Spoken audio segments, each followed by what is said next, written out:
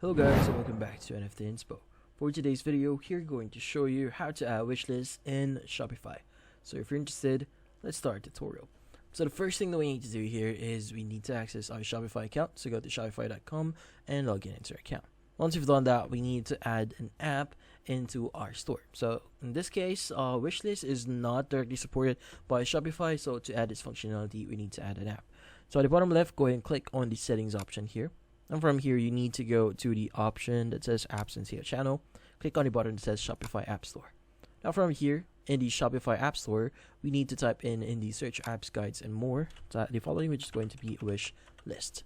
In this case, once you've searched it, you should be able to see different apps that you could actually use. But the great thing about Shopify here is they also offer different applications for free.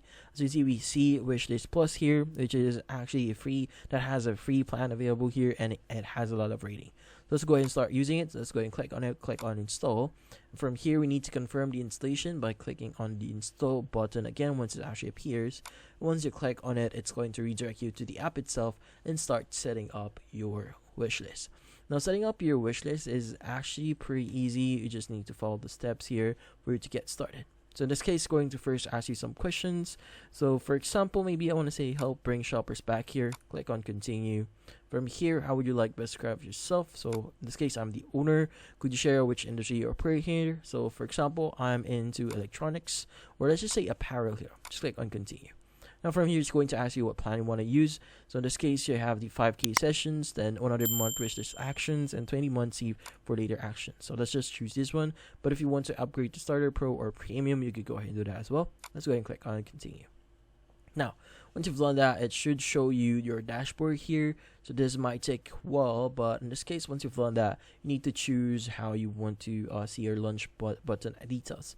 So in this case, this is more on your customization side. So in this case, you could change the color, the my wish list section here, the bottom right options. In this case, let's go ahead and click on the continue button here.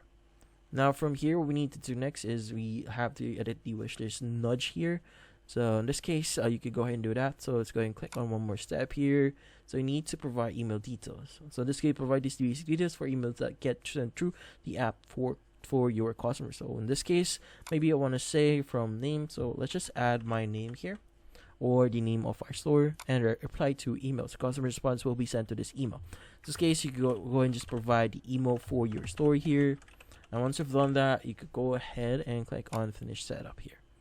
Now, once you've done that, you could go ahead and just wait for it to load up and make it go live. So let's go ahead and click on go to Shopify Live Team Editor here, so that we'll be able to open up our team editor. And from here, we need to just enable the app for the Wishlist Plus. So make sure this is enabled. Let's go ahead and click on save at the top right here, and that would actually save our changes.